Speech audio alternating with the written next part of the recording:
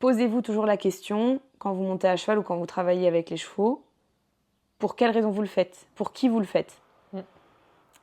Et est-ce que vous le faites, en fait, pour vous et votre cheval ? Ou est-ce que vous montez à cheval pour les autres ?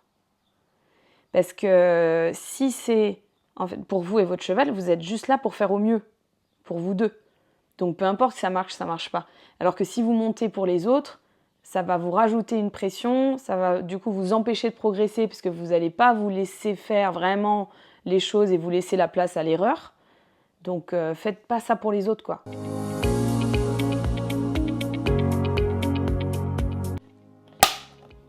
Aujourd'hui, dans Confidence équestre, je reçois Elsa Bécouche, formatrice Horseman Science formée par Andy Booth, cavalière passionnée de dressage et enseignante engagée. Elsa nous partage un parcours riche en remises en question, de rencontres marquantes et de cette quête d'une équitation plus juste.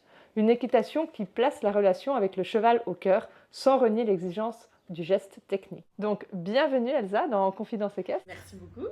Ça me fait super plaisir de t'accueillir dans cette émission. Et on termine là actuellement 4 jours immersifs de travail éthologique et dressage. Donc un peu double challenge parce que on est bien fatigué. C'était intense, mais on était occupés. Intense et très chaud, c'est pour ça on a des couleurs. Oui. Donc voilà, non mais c'est super chouette que tu aies accepté de prendre ce temps-là malgré le travail de ces derniers jours et tout. Et je me réjouis trop de ce partage avec toi. C'est gentil, ça me fait plaisir aussi, j'ai hâte. Donc, pour commencer, est-ce que tu peux te présenter à nos éditeurs qui tu es en quelques mots, parce qu'on va te découvrir au fur et à mesure de ce podcast, mais en quelques mots, qui tu es ? En quelques mots, qui je suis ? Moi, je viens de Paris, je suis parisienne. De base, j'ai passé 20 ans à Paris et puis après, je me suis formée, j'ai passé mon monitorat d'équitation en région parisienne quand j'avais 21 ans.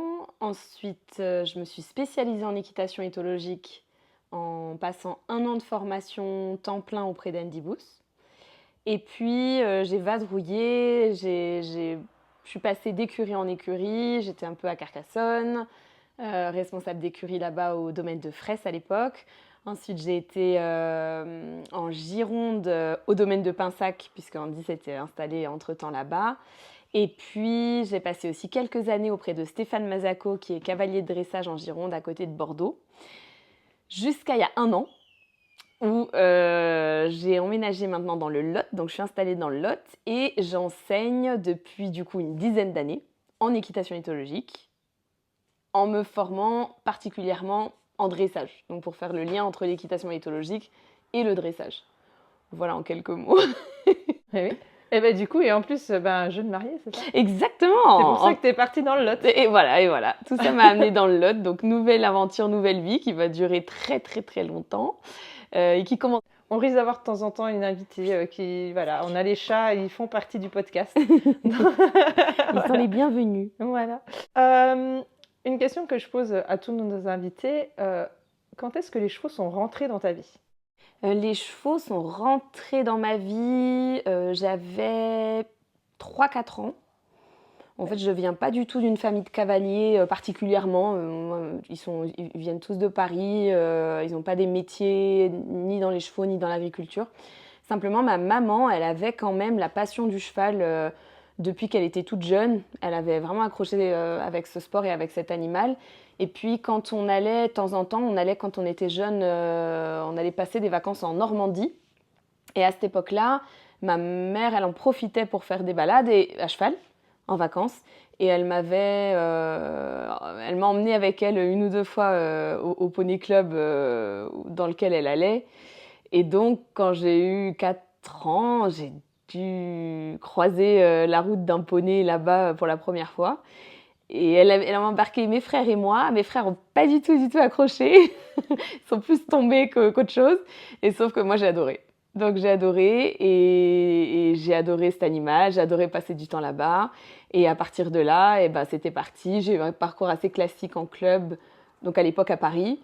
J'ai Parce essayé qu'il y a de... quand même, nous en tant que Suisse, on imagine Paris, mais on n'imagine pas qu'il y a des centres équestres à non, Paris. non, il n'y en a pas beaucoup c'est pas simple de concilier la vie urbaine et les chevaux là-bas, mais il y en a. Ok. Et donc j'avais négocié et déjà à 4-5 ans, j'avais vraiment, je crois, harcelé plutôt ma maman pour faire du poney. Et voilà, elle m'a inscrite au poney club et j'ai commencé à ce moment-là. Ok, trop chouette. Avant de continuer, j'ai oublié, juste parce que j'ai une petite tradition Oui. avant de poursuivre. C'est pas grave, on n'a pas trop avancé dans le podcast, donc c'est juste, je vais te donner le clap. Ok. Je vais te donner une craie et tu vas juste écrire au dos du clap un mot. Ça, je ne t'avais pas préparé à ça, j'ai gardé quand même quelques surprises. Tu vas dire un mot, soit qui te correspond ou qui te parle, et tu vas le mettre de côté. Tu fais juste attention de ne pas effacer, ça s'efface sur le canapé. Ok. Et on va le revoir, ce mot-là, en toute fin de podcast. Donc, tu me le montres pas. Eh ben, garder un petit peu de surprise quand même. Cette pression. C'est tout bon. Ouais, alors tu peux poser à côté de toi. Je pose là et je pose là. Ouais, et on je fais verra gaffe. ça à la fin. Ok. Trop bien. On dirait un tour de magie, tu sais, quand tu Oui, choisis c'est ça. une carte et qu'après il faut la... Et là, tu peux avoir le pouvoir de faire effacer, tu sais. Oui, non, mais j'assume mon mot. Donc, tu nous as expliqué comment les choses sont arrivées dans ta vie. Est-ce qu'il y a un cheval en particulier qui a marqué ta vie? Il y a beaucoup de chevaux qui ont marqué ma vie, honnêtement. Parce qu'il y a tous les chevaux qu'on rencontre en stage, parce qu'il y a les chevaux parfois, il y a eu une période où j'ai fait pas mal de débourrage, donc les poulains, c'est très marquant parce qu'il y a un côté où on apprivoise le cheval, donc on crée une relation vraiment particulière à ce moment-là. Donc il y a plein de chevaux auxquels je pense. Malgré tout, il y a une première jument. Avec... En fait, c'est la première jument avec laquelle j'ai créé une relation, vraiment. Puisque avant, j'étais en club, donc les chevaux de club, on n'a pas l'opportunité de créer la même relation que quand c'est son propre cheval. Oui, parce que tu viens, tu prépares et tu repars. C'est ça, et puis t'es pas dans une optique de créer aussi une éducation ou un dressage sur le long terme, c'est très ponctuel, et puis t'es surtout là pour apprendre à monter à cheval. Et il y a eu une période où, étant pas forcément satisfaite de cette relation avec les chevaux de club, j'ai commencé à prendre des chevaux en demi-pension. Et à ce moment-là, je devais avoir entre 18 et 20 ans. Et j'avais découvert l'équitation éthologique par le biais d'Andy pendant des démonstrations. J'avais du coup découvert le haras de la Sens en région parisienne. Et évidemment, étant totalement conquise par cette approche, le haras de la Sens, pour moi, plus la beauté du lieu, c'était un peu le paradis, quoi. J'avais envie d'y passer le plus de temps que possible. C'était pas trop loin de Paris. Et j'ai réussi à ce moment-là à trouver un cheval à prendre en demi-pension là-bas. Donc c'était une petite jument de CSO qui s'appelle Lola, qui était une jument avec très sensible, avec beaucoup de sang, et dont la propriétaire qui travaillait au haras de la Sens pour laquelle elle cherchait une demi-pensionnaire. Donc j'ai pris cette jument en demi-pension pendant quelques années. Et ça avait vraiment été la première jument avec laquelle j'ai pu faire le chemin, comme on dit, donc apprendre vraiment l'équitation éthologique, passer à l'époque mes savoirs éthologiques, faire mes expérimentations. Je me suis lancée dans des trucs qui n'ont pas du tout marché, des trucs qui ont marché. Et du coup, j'ai une relation très forte avec cette jument et aussi le plaisir de pouvoir lui apporter quelque chose que j'apprenais et que je voyais qui lui faisait du bien. Et ça, c'était vraiment chouette. Et donc pour ça cette jument, elle m'a vraiment ouvert plein de portes pour la suite parce que ça a démarré en fait à partir de là, quoi.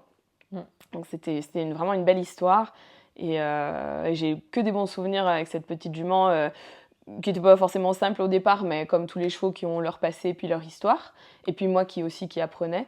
Oui, parce que finalement, quand on passe d'un cheval de club à une demi-pension, moi j'avais le souvenir qu'on pense que c'est pareil, mais quand on est à la demi-pension, on est confronté à d'autres choses. En fait, on est très seul. Et oui, et déjà on doit se débrouiller. Voilà. et puis elle n'avait pas le passé d'un cheval de club, donc elle avait vraiment le passé d'un cheval d'obstacle, qui avait fait beaucoup de compétitions, et puis qui n'avait pas la même sensibilité, ni les mêmes allures que les chevaux de club que j'avais l'habitude de monter, donc il a fallu s'adapter. Et c'était génial de pouvoir... c'était hyper formateur. Et c'était vraiment, je crois que c'est là où j'ai compris que j'aimais bien, en tout cas ça m'a donné le goût de m'adapter à ces chevaux-là avec beaucoup de sang, beaucoup de sensibilité, d'essayer de les comprendre, de trouver des chemins pour que ça se passe bien et surtout d'avoir le plaisir de les aider, quoi. Ça, c'est vraiment la première fois que j'ai ressenti ça avec Lola. Parce que du coup, si je comprends bien, tu as découvert l'équitation éthologique avant d'aller chez Andy. Et oui, complètement. Moi, j'ai découvert l'équitation éthologique. Alors, à l'époque, c'était dans les Cheval Magazine ou Cheval Pratique. Il y avait, donc je devais avoir 12 ans, 11 ans, et je regardais ces magazines-là. Et donc, il y avait déjà des petits encarts avec des petites fiches qu'on pouvait détacher. Donc, je commençais à collectionner un peu ça. D'ailleurs, je crois que c'était Marie Souter qui avait travaillé avec Andy, Ah bah, qui écrivait des articles. Ah bah oui, voilà, dans Cheval Pratique, je crois. Oui, exactement, exactement. Et donc, moi, je disais ça, je trouvais ça cool. Et puis, étant à Paris, j'avais l'opportunité d'aller au Salon du Cheval de Paris souvent. Donc, j'y suis allée une année. Je suis tombée par hasard. Je ne suis pas sûre que je connaissais trop Andy à l'époque, ou alors vraiment juste de nom. Mais... Et puis, je suis tombée du coup sur une démonstration qu'il faisait là-bas. Et c'est à ce moment-là que j'ai accroché, en fait. Et j'ai vraiment entendu son discours, vu la démonstration. À ce moment-là, j'avais 12 ou 13 ans. Et là, ça m'a totalement passionnée, cette explication du fonctionnement du cheval, de son apprentissage. J'ai adoré ça. Et voilà. Et en fait, j'ai découvert progressivement l'équitation éthologique à ce moment-là. Donc, c'est au même moment où j'ai décidé, où j'ai essayé de quitter les clubs pour trouver des chevaux en demi-pension, pour justement avoir un peu l'opportunité de créer cette relation, mettre en place ces exercices que j'avais envie d'essayer, etc. Je ne pouvais pas faire en club puisque je n'étais pas forcément libre de tes séances. Oui, bien sûr. Ouais. Voilà, donc ça, j'avais envie de le faire. Et c'est à ce moment-là que j'ai commencé à faire ça. Et quand j'ai fait ça pendant quelques années. Et quand j'ai eu 18 ans, j'ai demandé comme cadeau un stage d'équitation éthologique au Haras de la Sens. Ok, ouais. Et c'est là-bas, donc c'est pas Andy qui faisait le stage, c'était une formatrice, c'était Marie Amance qui était formatrice là-bas. Donc c'était mon premier stage d'équitation éthologique. Et c'était, ça a juste confirmé tout ce que j'avais commencé à ressentir et tout ce que j'adorais, quoi. Donc c'est à ce moment-là que j'ai commencé vraiment à creuser après le sujet. Parce que finalement, il y en a beaucoup qui étaient vraiment dans le classique et en fait c'est un cheval ou une expérience qui les font s'intéresser à l'équitation éthologique parce qu'ils sont un peu face à un mur et ils trouvent d'autres solutions et souvent ils arrivent à l'équitation éthologique parce qu'il y a un problème. Toi, c'est pas du tout pour ces raisons. En fait, assez rapidement, tu as été là-dedans. Assez rapidement, j'étais là-dedans. Avant ça, les expériences classiques que j'ai eues, c'était essentiellement donc en club, avec tout ce qu'on peut comporter le club de bien ou de moins bien. De toutes les méthodes, de toutes les approches, il y avait vraiment de toutes les éthiques aussi. Voilà, mais comme beaucoup de cavaliers de club, surtout quand on change de club, on voit pas mal de choses. À Paris, c'est un condensé de tout ce qui existe, donc en fait dans le bien ou dans le moins bien. Donc j'avais tout vu. Bon, évidemment, j'avais pas une sensibilité particulière pour les méthodes un peu plus violentes ou aversives pour les chevaux. Ça me bottait pas trop, quoi. Mais effectivement, bon, j'avais une expérience assez classique et j'avais pas de raison de quitter le cadre équestre dans lequel j'étais, à part de rejoindre ce cadre-là que j'ai découvert et que j'ai trouvé génial, quoi. Et du coup, tu as pris ce chemin assez rapidement, ce chemin différent, si on peut dire ça, assez rapidement. Mais qu'est-ce qui t'a donné envie d'en faire ton métier ? Qu'est-ce qui m'a donné envie d'en faire mon métier ? C'était quand même une passion. Donc, moi, j'avais quand même un côté où je fais des compromis, mais si ça va quand même un peu dans mon sens. donc, déjà, quand il fallait commencer à réfléchir à mon métier, quand tu as une passion, forcément, tu te dis, si tu peux faire les deux, que ton passion soit ton métier, ça donne envie, quoi. Et je sais pas, je pense que j'avais déjà un peu cette idée de dire, c'était pas sûr dans ma tête quand j'étais ado, mais c'était une option. Ouais. C'était une option. J'avais d'autres options qui n'avaient rien à voir, qui me plaisaient aussi, mais progressivement, je disais quand même, si je pense un peu à ma vie rêvée, où est-ce que je me vois ? Avec les chevaux. Ouais. Et j'ai jamais trop, et ça je remercie vraiment, c'est un peu cliché de dire ça, mais je pense que j'ai eu une enfance, un environnement familial qui m'a poussée aussi à réfléchir comme ça, c'est que j'ai pas trop d'appréhension vis-à-vis de mes rêves ou de mes aspirations très fortes. fait, tes parents, ils t'ont soutenu dans tes Non, rêves? ils m'ont pas soutenue à ce moment-là quand j'ai voulu Ok. faire ça. Ils ont dit non, c'est vraiment pas une très très bonne idée. Parce qu'en général, les parents ne soutiennent pas Non, non, ils ces m'ont voies-là. pas spécialement soutenue. Mais en fait, ils m'avaient tellement soutenue avant dans ma vie que manque de peau pour eux, ils m'ont donné trop de force. Donc j'ai dit, quand ils m'ont pas soutenue, je dis ouais, mais si, en fait. Parce qu'ils m'avaient appris justement à persévérer, à foncer, à choisir. Oui, affirmer ce que tu veux. Bah, voilà, donc j'ai fait ce qu'ils m'ont appris. Tant pis pour eux. Et puis bon, mais je pense que comme beaucoup de parents, c'est parti juste de l'inquiétude. Ouais. Donc non, sur le moment, pas trop. Ma mère, pas trop au début. Puis après, elle a été rassurée quand elle a vu comment ça se passait. Mon père, il a dit OK, mais tu t'assures tes arrières. Donc tu fais quand même des études qui te permettent au cas où de. Donc j'ai dit d'accord quand même. J'ai fait quand même des compromis. Donc j'ai fait les deux. J'ai suivi des études à distance pendant que je passais mon monitorat, etc. Et donc j'avais quand même ça en tête quand j'étais au lycée et tout, et puis un peu à l'université, je me disais, je sens que l'option de travailler avec les chevaux, ça reste un peu, tu vois, dans les possibilités. Et puis c'est quand j'ai commencé à prendre cette jument au Haras de la Sens, je voyais les étudiantes qui du coup étaient en formation pour devenir professionnelles. Je voyais ce qu'elles apprenaient. En plus, c'est un lieu totalement magique en fait, et c'est hyper privilégié d'apprendre là-bas, donc forcément c'est très attirant quand on regarde ça de l'extérieur. Et je voyais dans quoi elles étaient immergées comme atmosphère, comme méthode, etc. Et c'est ça qui m'a décidée, je crois. C'est ça qui m'a décidée. Et en plus, j'avais un peu de réussite, entre guillemets. J'étais pas tout plus surdouée. Mais ça se passait bien avec la petite jument voilà, là-bas. Donc je voyais bien que ça pouvait fonctionner, qu'en tout cas, j'en étais capable. Donc ça m'a donné cette motivation-là. Et puis, j'ai croisé Andy. J'ai dû rester peut-être 2 ans au Haras de la Sens et j'ai dû avoir 5 cours parce qu'on pouvait prendre des cours à l'époque. Là-bas, quand on était propriétaire ou là demi-pensionnaire, on pouvait prendre des cours avec les formateurs qui étaient sur place, dont Andy. D'accord. Ouais. Et je crois qu'on choisissait, quand on réservait un cours particulier, on pouvait choisir. Donc moi, j'avais pu prendre en 2 ans 5 cours avec Andy, un truc comme ça, 4 ou 5 cours. Donc on ne se voyait pas non plus tous les jours, mais on se croisait et puis j'accrochais de plus en plus jusqu'à ce que je lui dise, moi, ça me plairait peut-être bien de faire ça, quoi, en fait, comme métier. Et à l'époque, c'était juste avant qu'il quitte le Haras de la Sens. Et quand j'ai dit ça, il m'a dit, bah écoute, moi, on prend des élèves en formation, mais on prend des élèves qui ont déjà le monitorat. Donc, passe ton monitorat.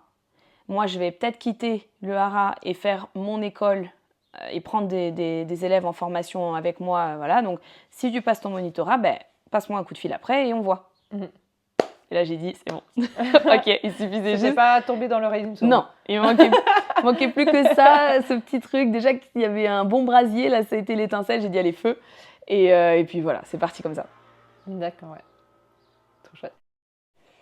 Si tu pouvais revivre ton parcours avec l'expérience d'aujourd'hui, est-ce que tu changerais quelque chose dans ton parcours? Je crois pas. Non, je crois pas. Tu es amplement satisfaite des choix que tu as faits pour en arriver là et... Je sais pas, il y aurait sans doute plein de choix dans les réactions qu'on a ou les interactions avec les gens où je me dis j'aurais peut-être pu dire ça différemment, faire ça différemment.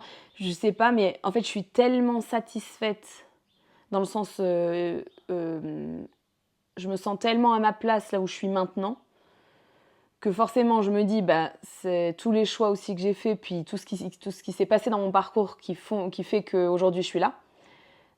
Donc j'aurais pas envie de changer quelque chose et finalement d'être à une place différente aujourd'hui. Donc finalement, si ado, tu pouvais visualiser l'Elsa d'aujourd'hui, c'est un peu comme ça que tu la visualises. Ah ouais. Ah oui, c'est le rêve. Franchement, c'est ce que tu avais envie d'accomplir. Ah mais je crois que ça dépasse même ce que je pouvais imaginer. C'est vraiment une source de bonheur et d'équilibre pour moi et donc je pense que j'avais pas imaginé jusque-là et donc ouais, je changerais pas les choix. Après, il y a peut-être des choses que j'ai fait avec des chevaux. Forcément, avant, on est tous comme ça. Avant d'apprendre vraiment comment fonctionne un cheval, etc., j'ai fait des choses en club notamment que je ferais plus aujourd'hui. Donc ça, on peut dire que ça fait partie de mon parcours. Mais si on parle vraiment des choix professionnels et des étapes un peu pro de ma vie, non, je changerais rien parce que je suis exactement là où j'ai envie d'être finalement. Est-ce qu'il y a un conseil que tu aurais aimé entendre plus tôt dans ton parcours, qui t'aurait permis de débloquer quelque chose ou... Il y a un conseil, en fait c'est drôle, il y a un conseil que j'ai donné, finalement, c'est pas un conseil qu'on m'a donné, c'est un conseil que j'ai donné à des cavaliers en stage, en faisant un débrief. Et en entendant ce que je leur ai dit, et ben en fait, j'ai réalisé que d'abord, on me l'avait jamais dit, et puis que j'aurais peut-être dû me le dire un peu plus Ou tôt. t'aurais aimé l'entendre. J'aurais peut-être aimé l'entendre ou le réaliser, parce que je leur ai dit, c'était la fin d'une séance en stage, pardon. Et donc on débriefait sur les exercices qu'ils avaient faits, ce qu'ils avaient des questions, etc. Et je leur ai dit, parce que je voyais bien que certains osaient pas forcément, il y avait un peu des barrières, et puis ils osaient pas forcément, entre guillemets, rater. Juste faire un exercice, jouer le jeu, vraiment le faire jusqu'au bout, puis tant pis si ça marche pas. Et en fait, ils avaient envie que ça marche. Donc finalement, ça les empêchait de se livrer vraiment dans cette approche-là et de tester vraiment les choses.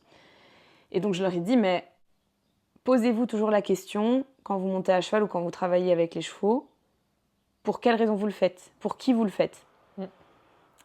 Et est-ce que vous le faites en fait pour vous et votre cheval? Ou est-ce que vous montez à cheval pour les autres? Parce que si c'est en fait pour vous et votre cheval, vous êtes juste là pour faire au mieux, pour vous deux. Donc peu importe si ça marche pas. Alors que si vous montez pour les autres, ça va vous rajouter une pression, ça va du coup vous empêcher de progresser parce que vous n'allez pas vous laisser faire vraiment les choses et vous laisser la place à l'erreur. Donc faites pas ça pour les autres, quoi. En fait, tout le monde s'en fout à part vous. Donc les gens qui s'en fichent pas et qui vous jugent, vous avez rien à tirer d'eux. Donc je pense que c'est quelque chose que j'ai appliqué au fur et à mesure parce que on finit par plus ou moins se détacher de ça puis se recentrer un peu sur l'essentiel. Les conscientiser très tard. Puis c'est aussi en prenant de l'assurance dans ce que tu transmets que tu prends plus de confiance et que tu es complètement en accord avec ce que tu fais. Donc le regard des autres, il touche moins aussi. Oui, complètement. Et tu es confiant par rapport à ce que tu transmets et surtout, tu es confiant parce que tu vois le regard du cheval que tu travailles qui change. Et là, tu dis, en fait, il va mieux cet animal. Il est plus zen, il est plus en confiance. Donc effectivement, ce que pensent les gens, c'est pas très important parce que ce petit cheval ou cette petite jument, d'un coup, tout va mieux, quoi. C'est ça qui m'importe, parce que c'est pour ça à la base que je faisais ce métier. Moi, j'étais vraiment plus sensible à l'animal qu'à l'humain. Alors ça change un peu à force, mais au départ, ma sensibilité est plus animale qu'humaine. Et puis finalement, il n'y a pas plus vrai que ce que l'animal va te dégager. Donc si tu fais du bon boulot, ça va s'améliorer. Si tu ne fais pas du bon boulot, donc c'est juste le meilleur jugement. Oui, ça, le meilleur clair. jugement. Oui. Quel est le moment le plus challenging dans ton évolution ou dans ta formation Voilà. Est-ce qu'il y a eu un moment qui était plus challenging pour toi, où tu t'es posé des questions ou plus difficile? Je crois que c'est les premiers, peut-être les premiers débourrages quand on sort de la formation, parce que d'un coup on a un cheval depuis zéro. Puis on avait eu quand même des parties dans la formation pour justement nous aider à appréhender le travail du jeune cheval, etc. Mais quand c'est à toi de le faire uniquement à toi et que le cheval il part de zéro et que tu as conscience de la responsabilité que tu as, t'as pas trop envie de te louper. Ouais. Donc ça a été autant challenging que satisfaisant quand ça a fonctionné. Et évidemment que c'est parmi les expériences qui sont les plus formatrices aussi. Donc ça a été un peu le début quand on se lance en tant que jeune formé ou formateur et que d'un coup c'est à nous de faire tout seul. Autant j'ai eu un peu la même sensation les premiers stages que j'ai enseignés moi toute seule. Parce que l'année de formation avec Andy, on le suivait en tant qu'assistant. Les stagiaires, donc on était deux en formation cette année-là. Il y avait Maxime Baticle et moi. Et donc on le suivait Andy, on l'assistait sur tous ses stages. Donc il faisait 80 stages dans l'année, voilà. Et donc on était rodés à la théorie, au déroulement du stage, l'accueil des gens, la gestion, etc. Mais reste que c'était quand même pas nous qui commencions la première phrase de la théorie, qui commencions les phrases pour expliquer les exercices, etc. Donc Quand c'est à toi de le faire tout seul, bah, ça fait bizarre. Mais finalement, tu le fais et c'est cool. Et tu y arrives, parce que tu es quand même formé pour, mine de rien. Donc normalement, ça va.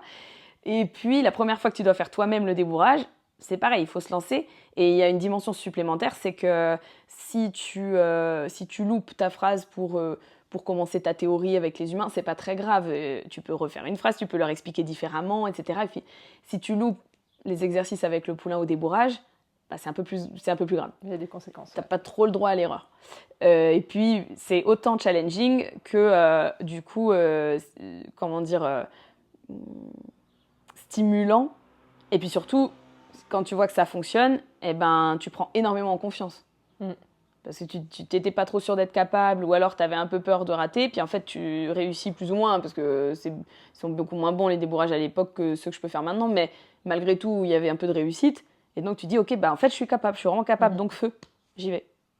Il y a une image qui me vient quand tu racontes ça, je pense que c'est un peu la même sensation, en tout cas moi je l'avais vécu comme ça, quand tu passes ton permis et que la première fois tu prends le volant tout seul. Oui. Et c'est un peu cette image-là où tu te dis genre, alors là il n'y a personne pour me sauver, oui. Il y a un problème. Oui, c'est ça. Oui, c'est ça, c'est maintenant ou jamais. Là, faut toute la formation que tu as eue, faut pas déconner, quoi. Il y a un côté à la fois hyper stimulant, enfin comment dire, je trouve pas le mot, mais en fait, où c'est excitant, voilà. Et de l'autre côté, genre, waouh, c'est excitant, mais ça fait trop peur. En fait, ouais, faut pas se louper, quoi. Faut pas se louper, oui, c'est sûr. Et oui, mais ça fait partie de notre métier en général, d'ailleurs, en fait. Parce qu'on a choisi ça, quoi. Quelles sont tes plus belles rencontres, que ce soit, ça peut être humain ou équin? Non, équin, je peux pas. Équin, il y a trop. Humain, je peux. Équin, je peux pas. Non, équin, il y a cette jument, il y a Lola, quoi, parce que cette jument... En fait, c'est drôle, parce que quand je réfléchis aux chevaux qui ont été dans ma vie, c'est pas du tout celle qui est restée le plus longtemps. Je l'ai eu peut-être 2 ans, je suis même plus, en fait. Mais un truc comme 2 ans de demi-pension, c'est pas très long. Mais c'était pour moi presque mon premier cheval. C'est pas du tout mon cheval, hein. J'étais demi-pensionnaire, j'y allais peut-être 2 fois par semaine, 3 fois, enfin voilà. Mais c'était une étape clé dans ta vie. Ouais, puis c'était cette relation, quoi. Et puis après, bah, forcément, les rencontres marquantes, c'est mes chevaux, quoi, après. Parce que d'un coup, quand c'est ton cheval, tu t'engages complètement autrement. Puis tu as une responsabilité de son bien-être général. C'est pas juste je donne un stage et puis pendant, je sais pas, 2 jours, 4 jours, je suis responsable du bien-être de, je sais pas, 10 chevaux. Parce que je veux qu'ils soient, pendant le stage, ils soient bien hébergés. Puis je veux que pendant les séances, ils comprennent bien les exercices et que ça se passe bien, ok. Mais là, d'un coup, tu es responsable d'un animal, quel qu'il soit d'ailleurs, dans sa globalité pour toute sa vie. Donc c'est autre chose. Et mes chevaux, je les ai toujours... Il y a toujours effectivement une rencontre à un moment donné, quelque chose qui me touche dans chacun d'entre eux. Donc ils m'ont vraiment tous marqué. Après, humainement, c'est pareil, on fait un métier où dans un stage, on rencontre des dizaines de personnes qui ont toute une histoire. Alors, il y a des gens avec lesquels on a plus ou moins d'affinité, mais en fait, ils nous construisent tous, ces gens-là. Et on ne sort jamais d'un stage pareil qu'on l'a commencé grâce aux gens. Grâce aux chevaux, mais grâce aux gens. Surtout quand tu viens en stage en Suisse. Surtout en Suisse, là, ils nous transforment beaucoup. Ils nous transforment énormément, les Suisses. Je ne sais pas encore si c'est pour le meilleur ou pour le pire. Mais voilà, tous ces gens-là, en fait, c'est vraiment, on rencontre beaucoup de gens, dans le sens vraiment rencontrer, parce que quand on les a aussi en situation pédagogique, et dans une situation de stage, il y a des déclics, ça touche parfois chez eux quelque chose d'assez émotionnel ou profond. Donc on rencontre les gens différemment. Donc ça, c'est plein de rencontres qui m'ont touchée. Après, si je dois vraiment avoir des noms qui ressortent, bah j'ai 3 personnes qui sont toujours aujourd'hui dans mon environnement perso et pro et qui m'ont vraiment changée dans mon parcours. Il y a eu Maxime, avec lequel j'étais en formation, parce que c'est devenu un de mes meilleurs amis, parce qu'on a une sensibilité qui est extrêmement proche, et humainement et techniquement, et donc ça a super bien matché, et en plus il est hyper drôle. Oui, donc, Maxime, pour ceux qui nous écoutent, il est venu souvent aussi en stage en Suisse, et en effet il est très très drôle. Mais c'est vrai qu'en fait, c'est assez drôle pour vous avoir eu les deux, Vous avez un peu le même humour quand même. Alors Ah, tu le prends comme ah tu oui, veux. je sais pas. Non, mais on rigole beaucoup et c'est vrai qu'il y a certaines similitudes, je trouve, dans Oui, vos façons de faire, quoi. moi je trouve que chez Maxime, et en fait, les deux autres personnes que je vais citer, ils ont ça en commun aussi, c'est que c'est un mélange c'est vraiment l'excellence, une exigence extrême, et en même temps une simplicité presque pure. Quelque Mhm. chose où on a un peu enlevé tout ce qui était inutile. Oui. Et donc ça fait des gens très drôles, très touchants, où tu peux avoir confiance, etc. Et ça, c'est... Donc il m'a tellement marqué, Maxime, qu'il était même témoin à mon mariage. Donc, Oui. donc je pense qu'on peut dire qu'il était assez important. Après, évidemment, il y a Andy, parce que Oui. Andy, sans lui, j'aurais clairement pas la même vie aujourd'hui, puisque toute ma vie professionnelle, je l'ai construite autour de ce que lui, Mhm. il a apporté en France.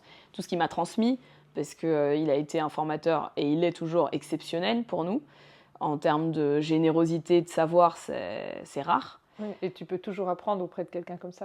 Toujours, et surtout qu'il attend que ça, de donner. Donc Oui. en fait, c'est facile. Ça, c'est même pas, il faut essayer de rentrer dans... Pas du tout. Oui, parce qu'il se nourrit de ces échanges, en fait. Pour Oui, l'avoir côtoyé un petit peu, il est toujours, dès le moment où on parle d'un cheval, d'un cas, et c'est quelque chose, on voit qu'il l'anime toujours autant malgré toutes ces années. et complètement, il adore transmettre ça, mais en fait, c'est vraiment sa raison d'être, quoi. Et il m'a beaucoup appris avec les chevaux. Humainement, c'est vraiment quelqu'un de très intéressant aussi, et c'est l'avantage qu'on a eu sur cette formation longue durée où on était, Maxime et moi, c'est qu'on passe beaucoup de temps avec Andy le cavalier et Andy l'homme. Et du coup, Mhm. on apprend aussi de son parcours, de sa façon d'être. Et forcément, c'est quelqu'un qui a énormément marqué ma vie, parce que j'aurais pas eu... En plus, j'ai aussi découvert par Andy ma deuxième passion ensuite, qui a été Oui. le travail avec le chien de troupeau, le border collie, et, euh, et qui m'a permis aussi de rencontrer mon mari. Donc, on peut dire qu'il a eu un peu d'influence, peut-être involontairement, parce que c'était pas son plan que je me lance aussi dans les chiens, mais voilà. Et puis, il y a eu cette transition, après avoir travaillé chez Andy, je suis partie du coup à mon compte et notamment aller travailler avec Stéphane Mazzacco, donc, qui est cavalier de dressage à côté de Bordeaux. Et c'est un peu lui qui a marqué le dernier tournant en date de ma carrière, qui m'a permis de faire ce lien avec le dressage. Donc entre l'équitation éthologique et finalement le sport. Et le sport, et particulièrement le dressage, puisque c'est sa discipline, et puis d'apprendre le dressage. Donc j'ai eu l'opportunité avec lui d'apprendre le dressage, et bien sûr je me forme encore, et je suis très très très loin d'avoir tout appris, mais même dans tout ce que j'apprends aujourd'hui, je vois bien que ce qui m'a donné comme socle, il est commun à tout le reste dans le dressage. Et cette base-là qui m'a transmise, elle est hyper riche pour moi, et elle m'a vraiment permis de passer ce cap-là. Et ce que je disais, c'est que ces trois mecs-là, en fait, c'est ça, c'est vraiment ce mix d'exigence et d'excellence. Ils sont tous les trois excellents. Et humainement, c'est des inspirations, peut-être pas sur tout, mais c'est quand même des gens hyper inspirants dans leur simplicité, quoi. Mhm. Et donc ça veut dire qu'on peut être fort et on n'est pas obligé d'être compliqué. Mhm. C'est pas simple, mais faut essayer, je crois. Ouais. Finalement, je trouve, moi ça fait pas hyper longtemps que j'enseigne non plus, hein. Je suis arrivée, tu connais mon parcours, je suis arrivée dans l'enseignement beaucoup plus tard que toi, mais je trouve que un enseignant, il se construit des rencontres qu'on peut avoir dans notre parcours. Et tu parlais aussi qu'il y avait beaucoup de gens finalement que quand tu allais en stage, tu pars d'un stage jamais en étant la même que la personne qui vient. Et j'ai l'impression qu'en fait, personnellement, en tant qu'enseignante, je me construis grâce à mes élèves et ces rencontres-là. Et que chaque élève, finalement, quel que soit le niveau, en fait, c'est comme une petite brique qui construit l'enseignant qu'on est aujourd'hui. Ouais, c'est totalement ça. En plus, ça nous permet forcément de nous adapter techniquement, pédagogiquement, parce qu'on voit bien, ça parle à telle personne, ça lui parle pas. Donc en fait, on évolue pédagogiquement avec chaque cavalier. Et puis, moi, j'ai quand même appris plein de choses humainement parce que c'était pas forcément là où j'avais le plus de compétences, l'humain. Je devais en avoir quelques-unes parce que j'avais bien des copains et puis je m'entendais bien avec des gens. Donc, voilà, je devais être capable, a priori, de sociabiliser avec quelques personnes. Mais j'avais pas j'avais un peu ce truc-là de me dire, bon, bah, moi, je suis forte avec les animaux, mais les gens, je sais pas trop faire. Bon, en fait, non. En fait, il n'y a pas de fatalité. Si tu te remets en question, si tu es vraiment là pour les bonnes raisons quand tu donnes un stage en essayant d'aider les gens, bah en fait, ça développe, tu es obligé de développer La partie humaine. tout plein de compétences humaines. Donc, tu es obligé tu vas apprendre, si c'est pas ton fort au début, bah, tu vas apprendre à être patient. Tu vas apprendre, c'est bizarre à dire, mais à être empathique, c'est pas de l'apprentissage, mais en fait, à te laisser te mettre à la place de l'autre. Tu vas apprendre à essayer de transmettre des messages de manière différente en fonction de la personne que tu as en face de toi. Donc, il n'y a pas de je suis comme ça, puis je serai toujours, pas du tout. Et c'est grâce aux gens qu'on a qu'on évolue. Et c'est comme, mais c'est comme dans la vie. On sait très bien qu'en fonction des gens qu'on rencontre dans notre parcours humain, bah, parfois c'est des gens qui nous rabaissent. Bon, bah ça, on essaie de pas trop rester avec a priori ou autour. Et puis, tu as des gens qui nous élèvent.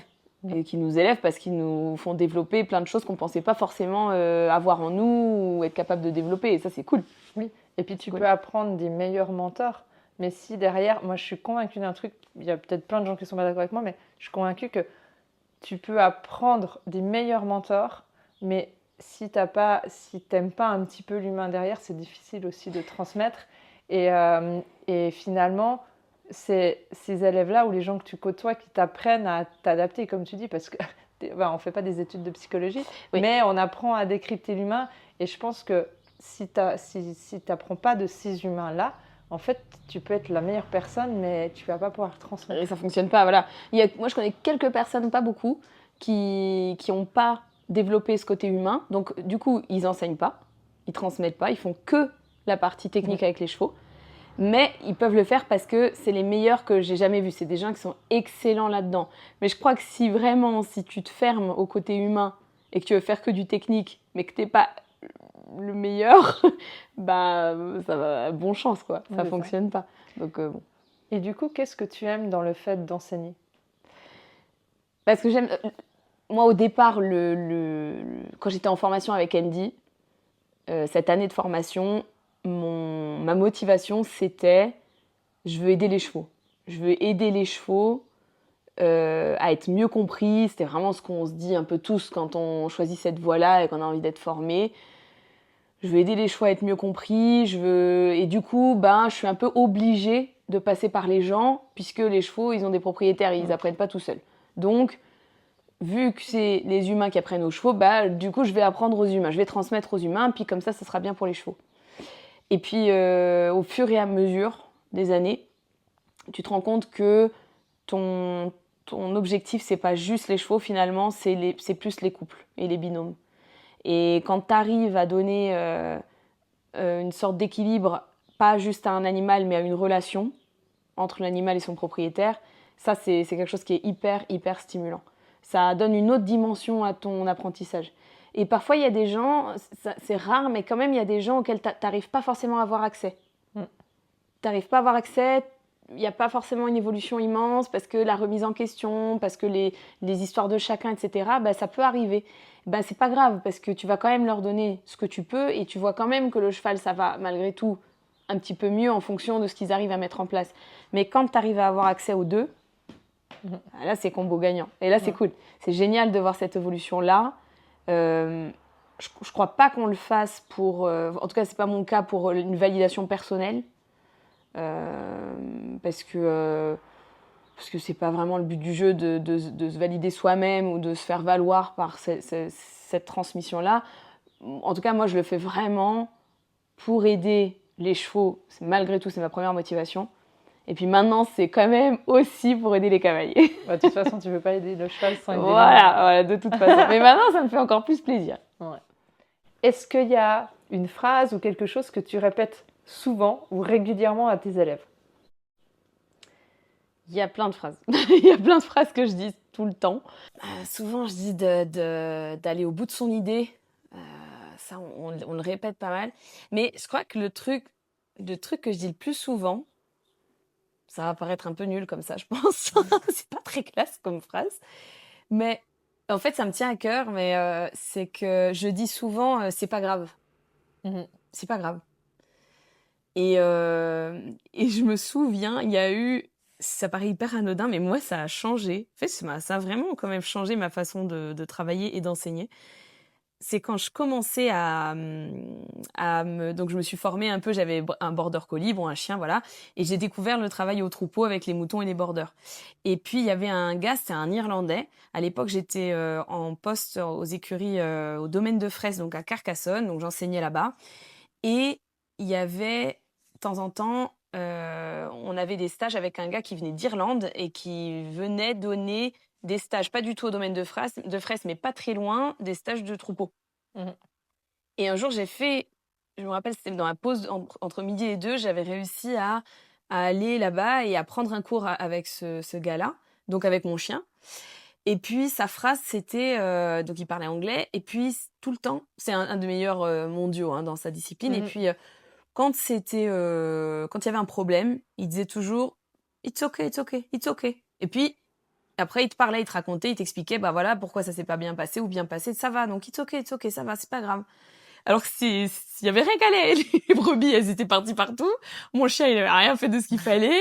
C'était un bazar pas possible. Enfin, c'était pas du tout ok, quoi. Mais lui, il disait, it's okay. Et puis, il te racontait un peu, voilà, ce qui allait. Et je me suis dit, ouais, en fait, il a raison. C'est It's okay. culpabilisant aussi. Bah oui. Il y a rien de grave, en fait. Enfin, si ton chien est en train de manger un mouton, c'est un peu moins ok, mais c'était pas le cas.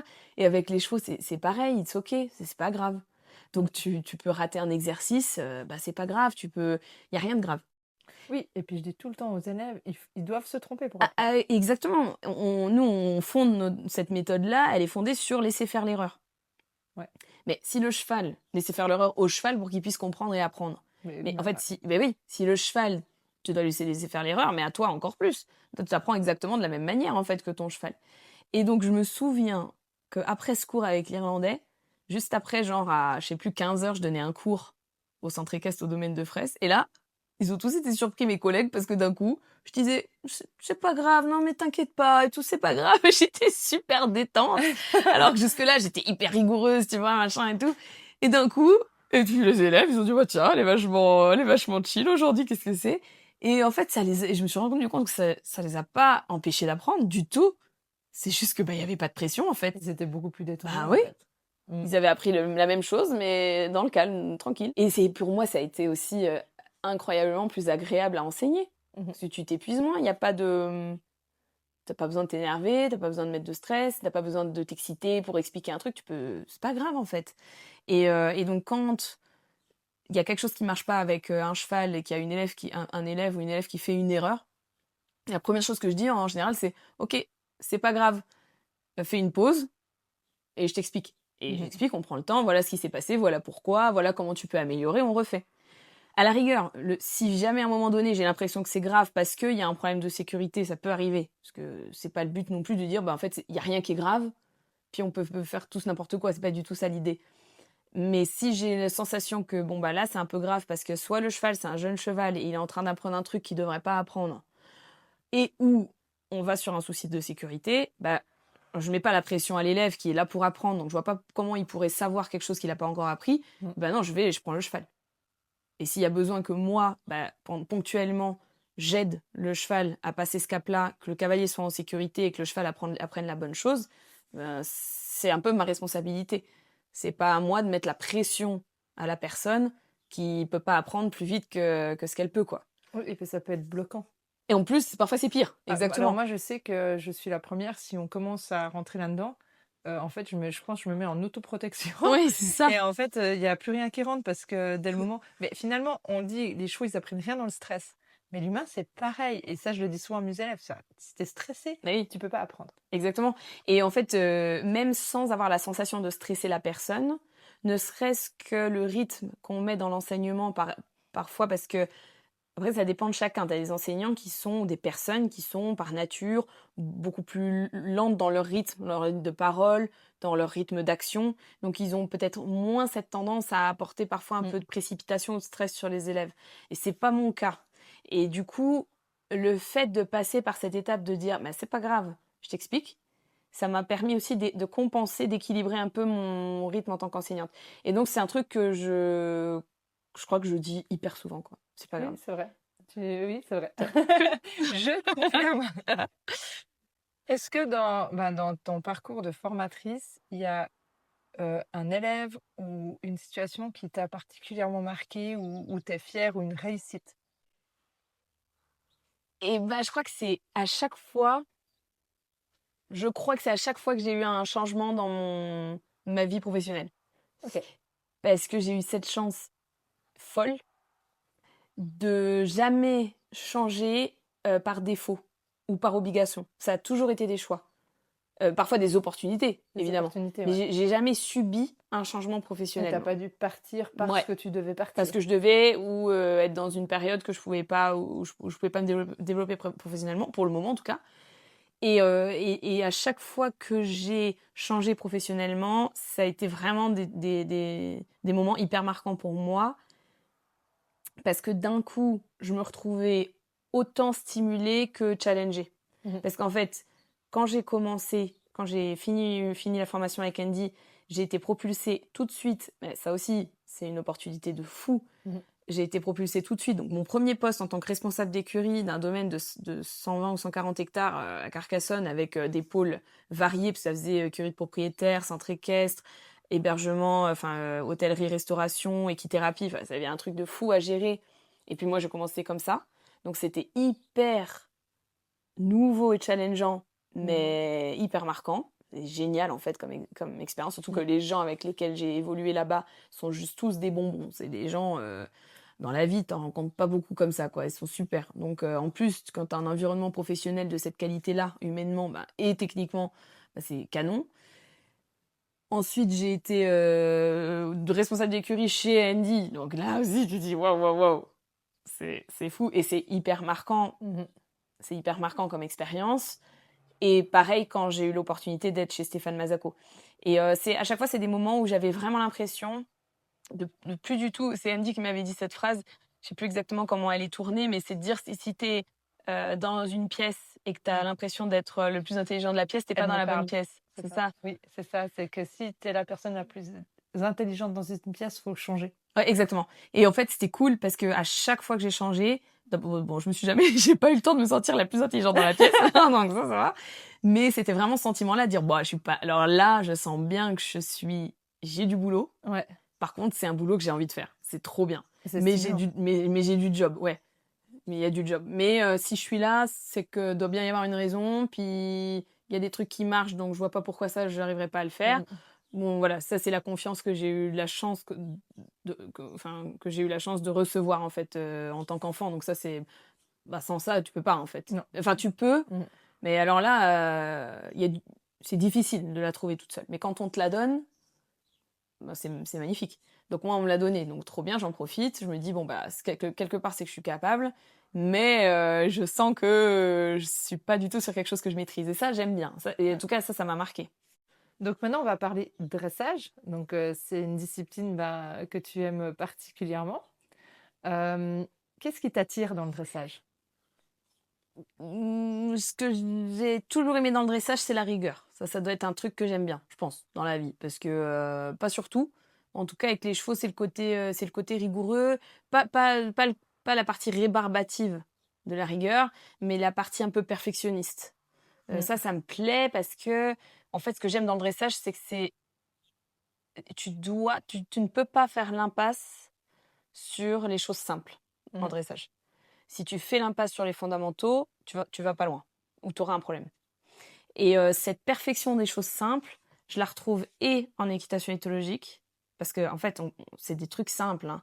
Marcher à côté d'un cheval qui ne te dépasse pas, qui ne traîne pas derrière, c'est simple. Mais il faut que ce soit, entre guillemets, parfait. C'est Mm. ça qu'on cherche.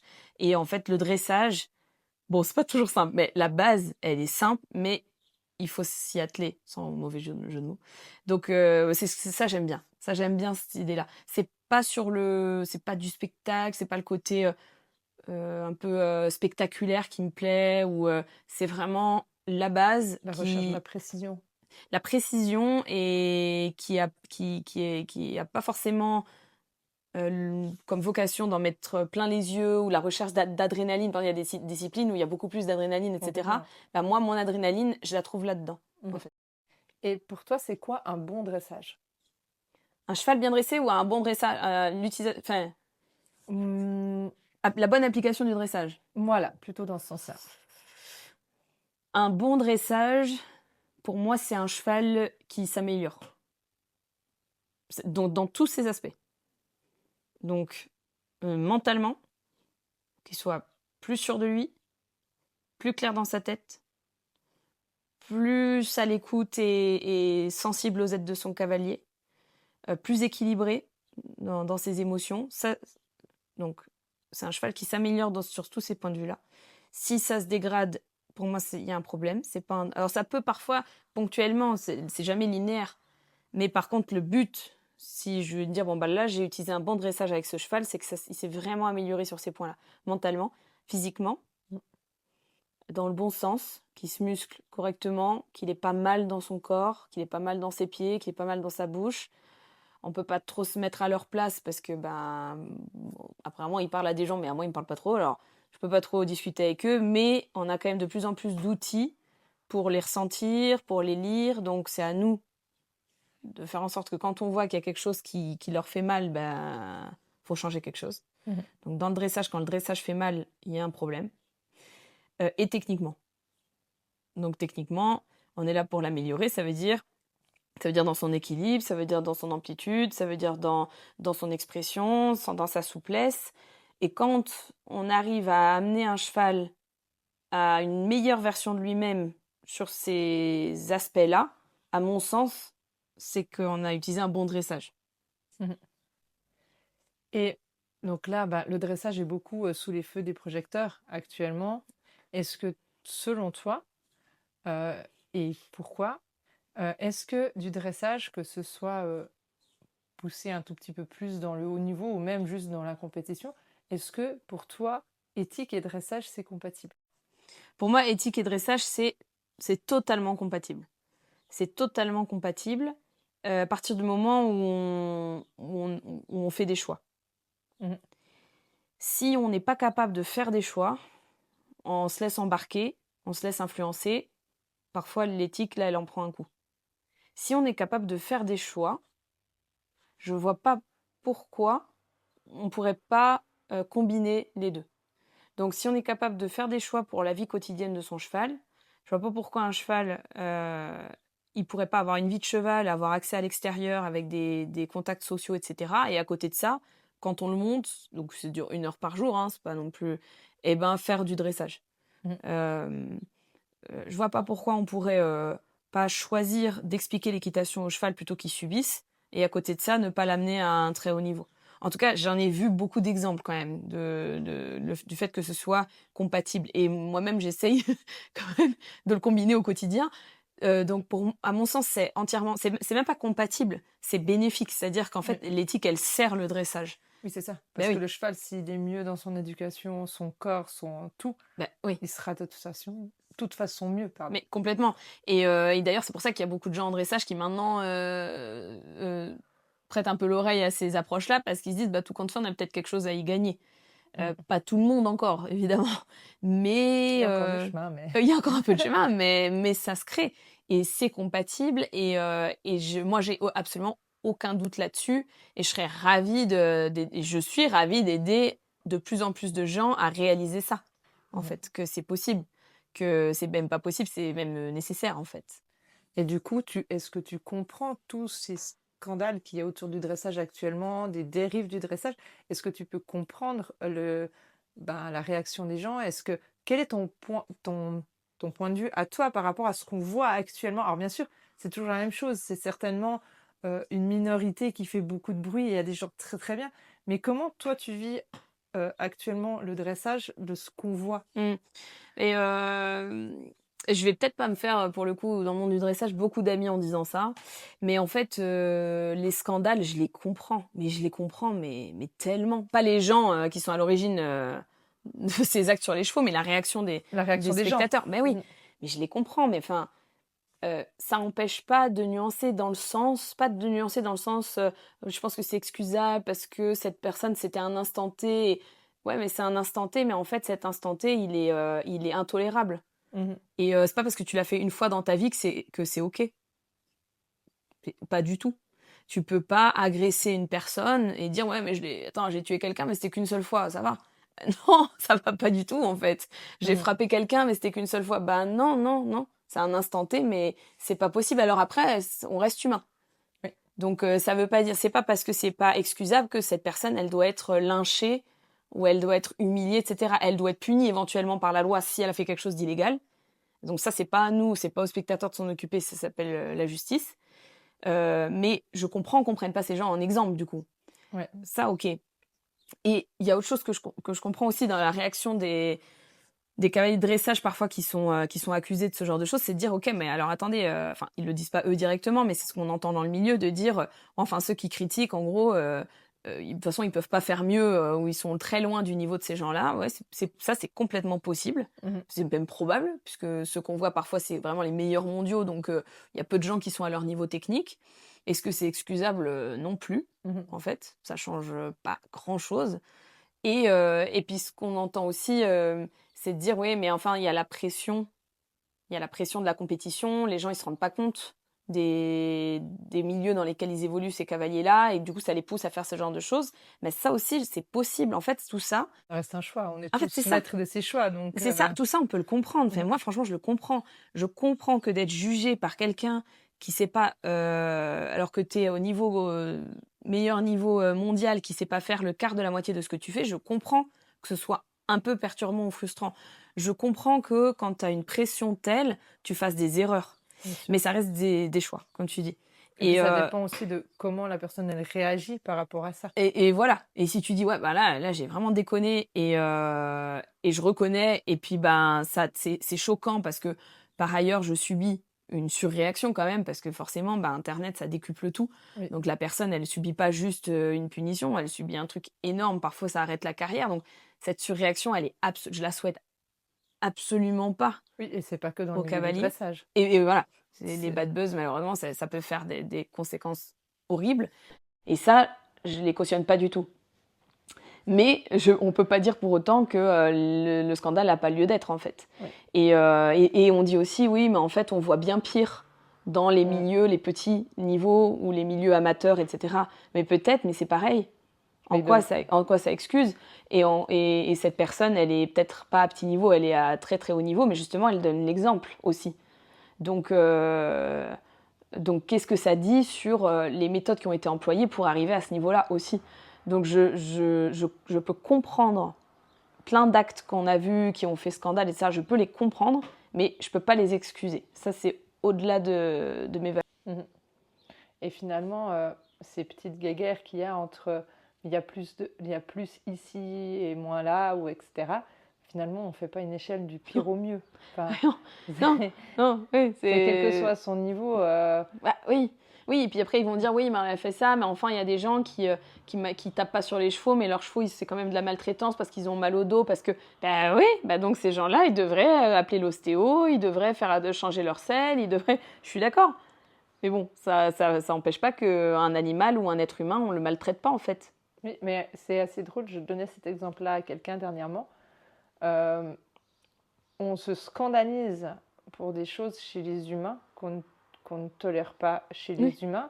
Et en fait, ça paraît normal pour les chevaux. Mais si on faisait subir aux humains ce que les chevaux ils subissent, les gens ils iraient en prison. Ah bah oui. Ah bah oui. Et il y a un problème ici de... Il y a 2 poids 2 mesures, oui. Voilà. Bon, à la fois, si tu commences à dire ça, c'est vrai qu'il y a plein de gens qui disent oui, bon, on peut pas mettre l'homme et l'animal sur la même échelle et tout. Sauf que bah, nous aussi, on le fait. Donc... Oui, et ça reste un être et ça reste un être vivant. Et quand on aime en fait de manière générale le vivant, bah, finalement, on a du mal à aimer, faut pas le dire, Normalement, faut pas le dire. Bon, on a parfois du mal à aimer plus un humain qu'un animal, donc moins un animal qu'un humain. Mais bref, ça c'est la sensibilité de chacun, mais c'est sûr que pour moi, ces scandales-là, et d'autant que j'ai été dans des milieux où j'ai vu des gens à très haut niveau en dressage être sensibles aux questions d'éthique, et j'ai bien vu que c'était possible de pas faire n'importe quoi quand tu vises le haut niveau. Ouais. Donc, je me dis qu'a priori, quand les gens sont un peu doués de raison et de logique, ils doivent être capables de faire des choix aussi.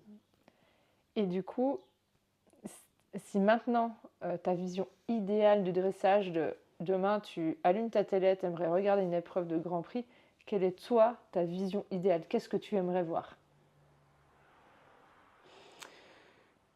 Moi, je ne changerais pas, parce que j'ai pas du tout la légitimité d'imaginer une épreuve différente en termes de mouvement. Moi, je trouve que l'épreuve de dressage, les différentes épreuves de dressage jusqu'à haut niveau, c'est de très bons objectifs, elles sont justes dans les exigences, hein, dans les exercices, hein, je parle. Elles sont justes, elles sont motivantes, elles sont progressives. Moi, je ne changerais pas le programme, entre guillemets. Là où, évidemment,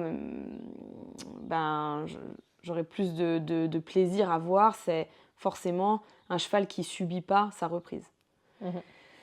Et ça se voit vite. Ça se voit vite. Si on est un peu honnête, on peut parler de la technique, on peut dire ouais mais là, ce cheval-là, ça vaut un temps parce que il a telle activité, parce que les postérieurs bougent super, parce que ok. Alors ça oui, il y a des points techniques que les juges valorisent plus ou moins, mais après il y a l'aspect général de ce qu'on voit d'un cheval. On est à peu près tous cavaliers et en fait, quel que soit notre niveau, on est plus ou moins capable quand même de ressentir l'animal. Enfin, j'espère. Et en principe, plus on est à haut niveau, plus on a du coup d'années d'expérience auprès des chevaux, plus on est censé pouvoir ressentir ça chez un cheval. Et parfois, tu te dis, mais en fait, cette personne-là, elle a un niveau technique qui est parmi aujourd'hui les meilleurs mondiaux, et tu as l'impression qu'elle a le cheval qui est le moins compris du monde. Ouais. Donc, dans l'idéal, de voir un cheval qui déroule et qui subit pas déjà, ce serait déjà pas mal. D'avoir l'impression qu'il travaille qu'il fait avec son cavalier, que le cavalier fait avec son cheval, et pas que chaque foulée ils sont l'un contre l'autre. Je crois que ça serait vraiment beaucoup plus joli à voir. Après, bien sûr, je rentre pas dans le débat du jugement, parce qu'il y a des gens qui sont beaucoup plus compétents là-dedans, mais évidemment que en fonction de ce qu'on valorise dans le dressage, du coup, on va orienter les techniques d'entraînement. Donc, si on valorise des attitudes décontractées, si on valorise des équilibres justes, si on valorise des contacts en termes de contact avec le cheval et des actions dans les aides qui sont légères, et forcément, on va aider à ce que les cavaliers cherchent ça dans leur entraînement. C'est ça, ouais. Donc ça, ce serait magnifique. Mais ça aussi, il y a un peu de boulot, mais Internet, parfois a du bon. Parfois a du bon là-dedans. Bon, tu as eu 5 ou 6 stagiaires ce week-end, et je leur ai demandé de chacun poser une question à toi. La première de Billy. T'es pas prête, je te préviens. Aïe, aïe, aïe. Pourquoi le ketchup? Mais le ketchup, c'est la base. C'est vous. Pourquoi pas le ketchup? Voilà, ma réponse, c'est pourquoi pas. Pour ceux qui nous écoutent, en fait, Elsa, elle met du ketchup dans ses crottes. Je tiens juste à rectifier, c'est pas Elsa, c'est la majorité de la population mondiale, sauf les Suisses. Et après, c'est un débat. Valérie, elle demande si tu as réussi à convaincre quelqu'un grâce à ton sens de l'humour. C'est hyper dur de savoir, je peux pas savoir. Mais à mon avis, oui. Je sais pas qui, mais à mon avis, il y a plein de gens, parce que dès qu'il y a des gens dont je sens que auxquels j'ai pas trop accès, parce qu'il y a des barrières en fait, parce que parfois c'est des gens plus âgés qui ont plus d'expérience dans les chevaux, et donc on sent que quand je suis enseignante et que j'essaye de leur expliquer des choses, il y a un peu un décalage. Finalement, l'humour, ça permet de faire passer des petits messages sans qu'ils se sentent agressés ou sans qu'ils sentent qu'il y a quelque chose de déplacé par rapport à moi. Donc à mon avis, il y a eu des gens, mais je sais pas qui. Stéphanie demande, quel conseil donnerais-tu à toi-même en tant qu'ado? Je me dirais, vas-y, n'aie pas peur. Ça va le faire. Juste vas-y, continue. Et en fait, continue. Ouais. Delphine, elle demande un conseil pour quelqu'un qui a un jeune cheval. Le plus important pour toi? Un conseil avec un jeune cheval, c'est pas hyper glamour, mais en vrai, de bien s'encadrer, d'être bien encadré. Parce que il y a sans doute, si le cheval a été bien choisi, etc., il y a sans doute 99% de chances pour que ça se passe bien. Mais c'est le 1% qui pose toujours problème et ça vaut pas le coup de le risquer.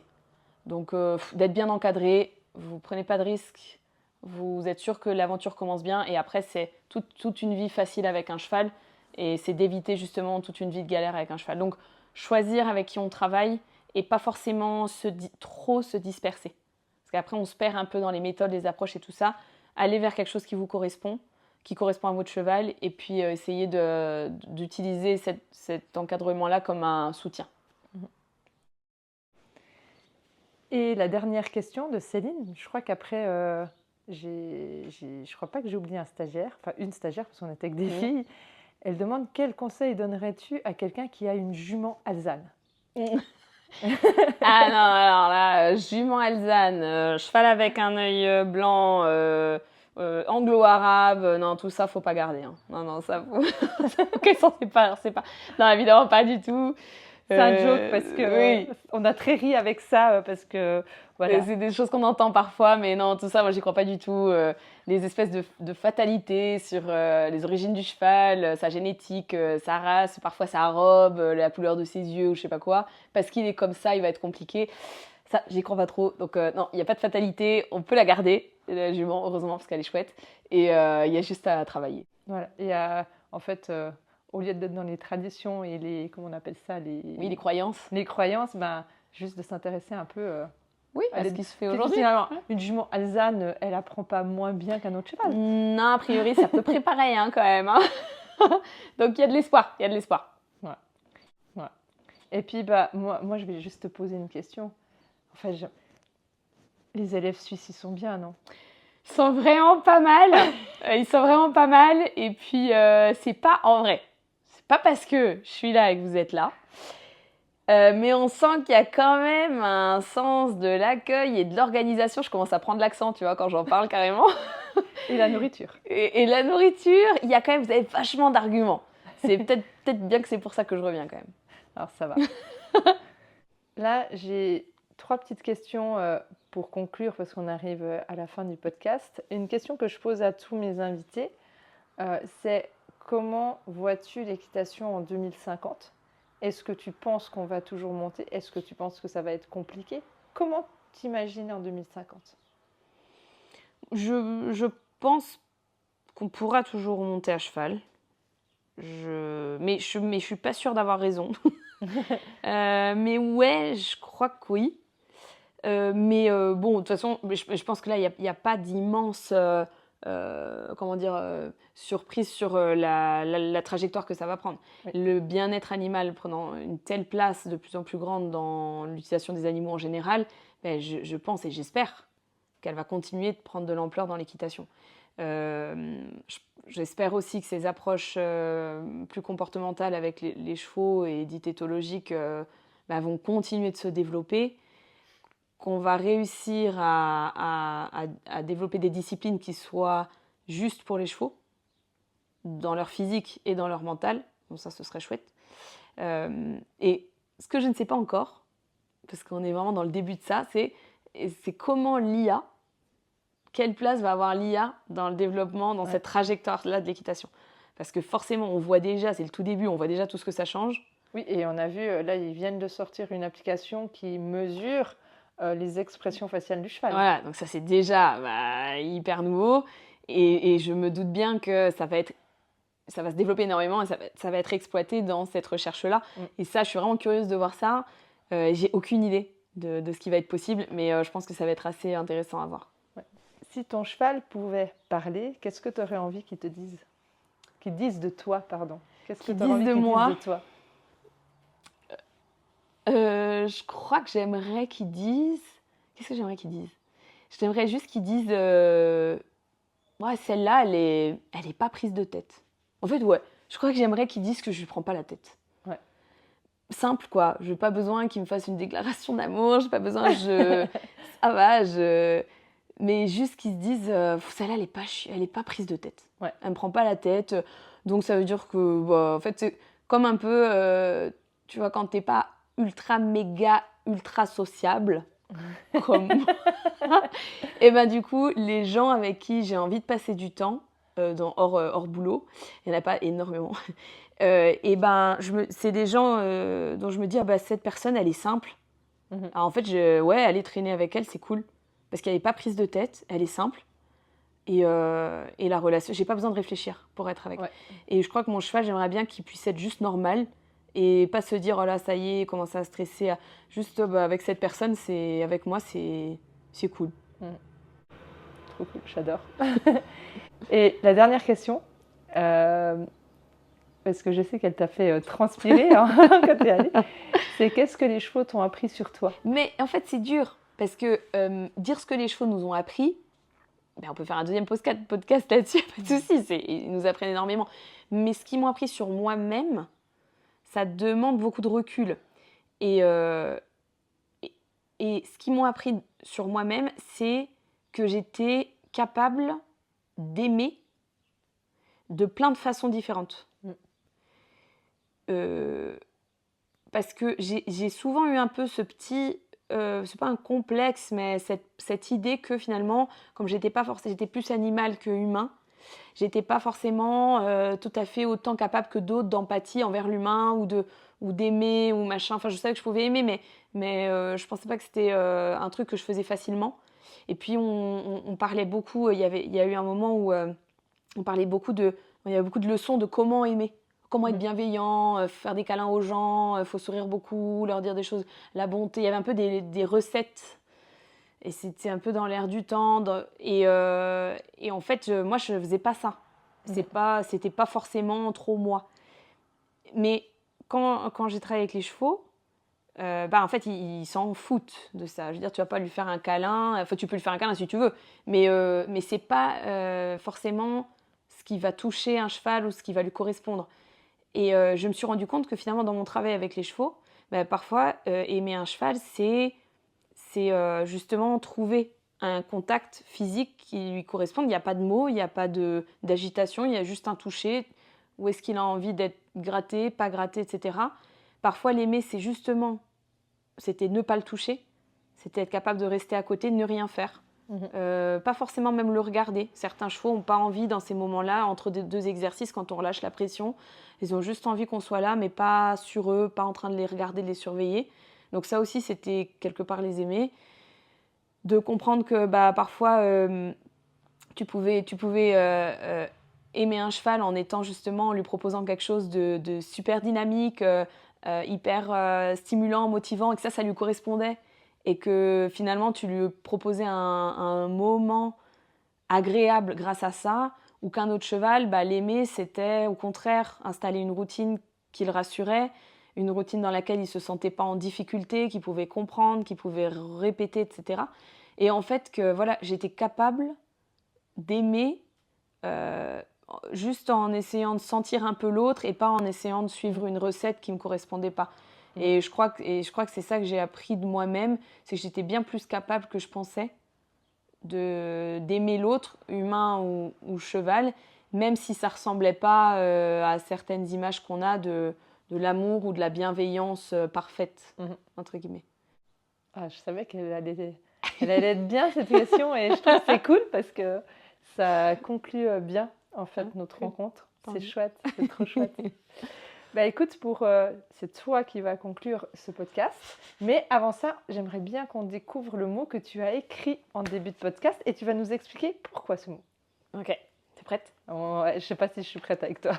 Ça va, j'ai fait soft. J'ai rien dessiné déjà, donc c'est pas mal. Je montre? Ouais, tu peux montrer à la caméra. Go. Go. Go. Ça, c'est mon mot. C'est ton go. Ouais. Et du coup, explique pourquoi. Mais go parce que, je sais pas, d'abord ça m'est venu. Et puis go parce que go, c'est...